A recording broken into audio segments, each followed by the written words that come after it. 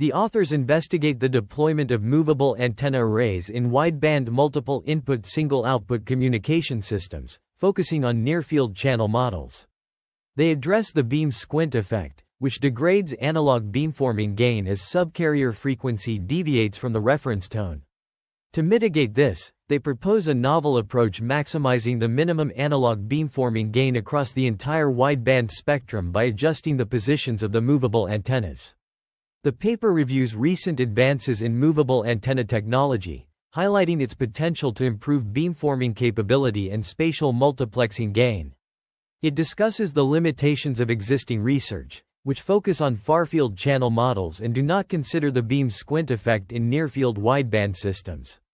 The system model and problem formulation are presented, including a 2D planar movable antenna array with M antennas serving a single antenna user.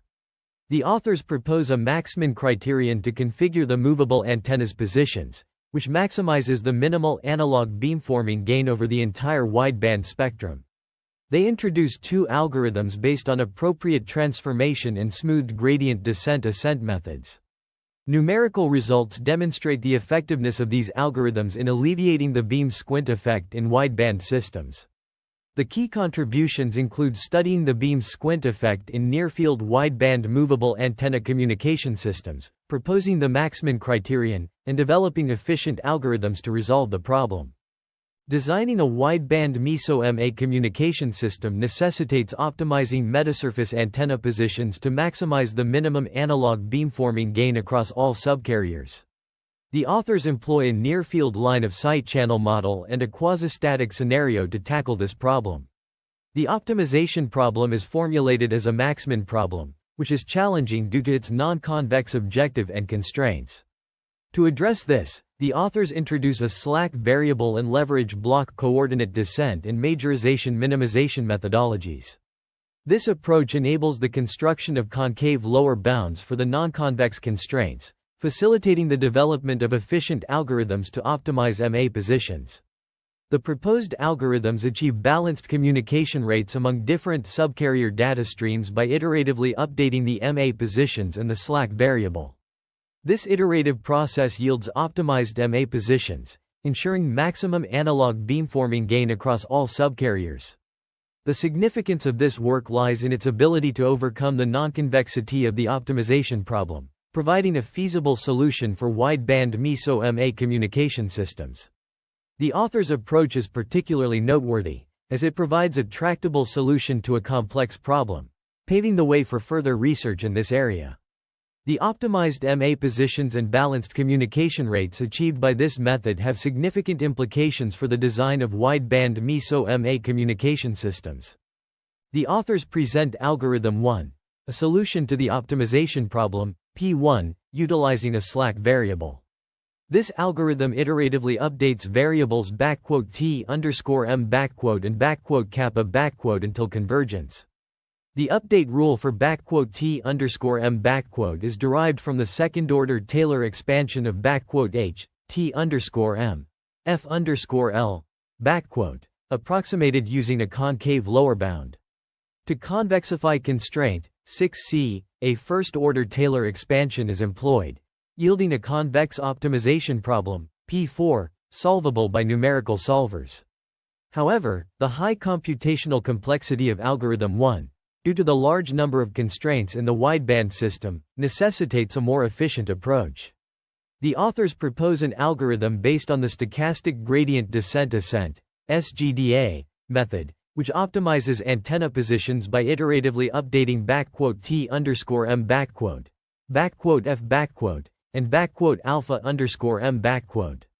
The updates are governed by gradient ascent and descent rules, with additional smoothing terms to enhance convergence.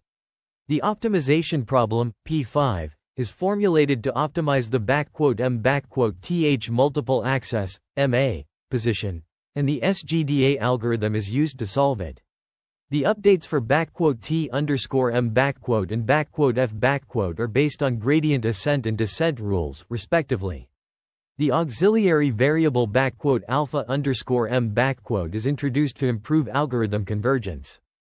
The update rule for T_m involves a gradient ascent rule with a projection step, ensuring that the updated T_m satisfies constraints 11a and 11b.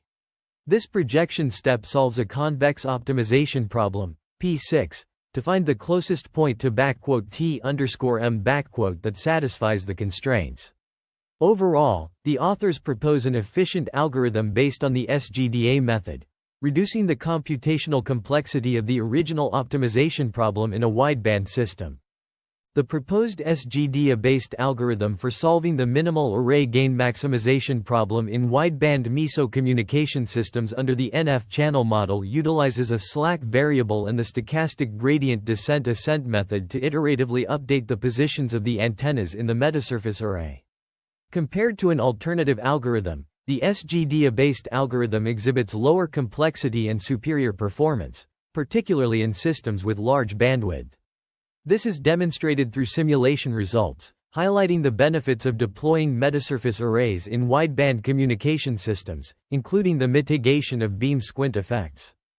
The convergence behaviors of algorithm 1 and algorithm 2 are presented in Figure 2, where the objective of problem 1 is plotted against the number of iterations.